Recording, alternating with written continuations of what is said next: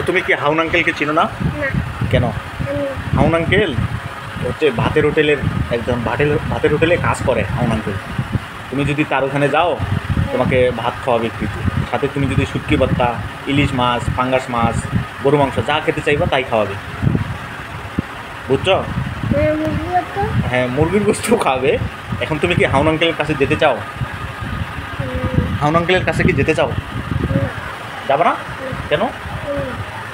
যাই, আমিও যাবো তো। তুমি দেখাই দিবা কেন? আমার আঙ্কেল কাছে লাঠি আছে। লাঠি আছে? হ্যাঁ তুমি কিভাবে দেখছো?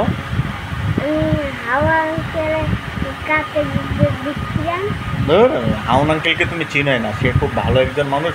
তার কাছে যদি তুমি যাও, আইসক্রিম তারপর যা কিছু খাইতে চাইবা সে খাওয়াইবে তোমাকে। না হাওয়া আঙ্কেলের কাছে আইসে লাঠি আছে। তাই